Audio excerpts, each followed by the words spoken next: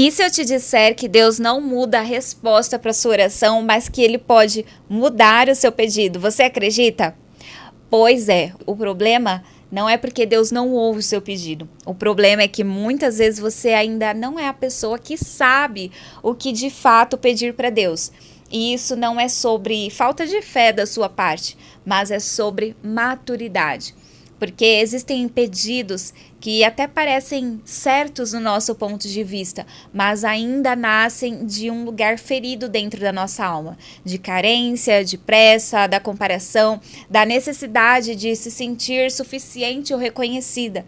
E Deus, que conhece profundamente o seu coração, não responde apenas o que você fala, Ele considera quem você é por dentro. Jesus disse em João 15, se permanecerdes em mim e se as minhas palavras permanecerem em vós, pedireis o que quiseres. Mas percebe uma coisa? Existe uma condição antes do pedir, que é permanecer. E permanecer não é você buscar a Deus somente de vez em quando. Não é você lembrar dele só quando precisa. Permanecer é viver conectada, é alinhar os seus pensamentos, suas atitudes e as suas decisões com aquilo que Deus já estabeleceu para você. É permitir principalmente que a palavra vá moldando você por dentro. E quando isso acontece, algo muito poderoso também muda dentro de você, que são os seus desejos. E você começa a perceber que já não pede mais as mesmas coisas. Aquilo que antes parecia essencial já não tem o mesmo peso. E aquilo que antes você nem valorizava, a partir daí começa a fazer sentido. Você para de pedir coisas superficiais e começa a pedir coisas com uma maior profundidade, com mais significado. Coisas que sustentam o que Deus quer construir na sua vida.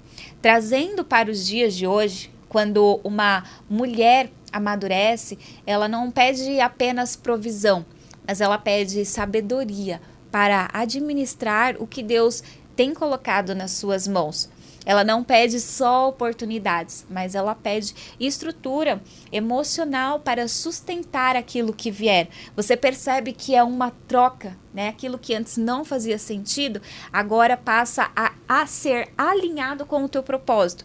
Ou seja, uma mulher alinhada não pede apenas um relacionamento, mas ela pede maturidade para viver algo saudável. Por quê? Ela entendeu algo que muda tudo.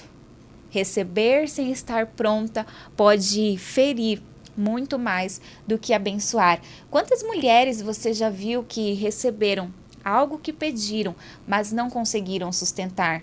Relacionamentos que não deram certo, oportunidades que foram perdidas, portas que se abriram, mas se fecharam porque não tinha preparação para manter aquela porta aberta.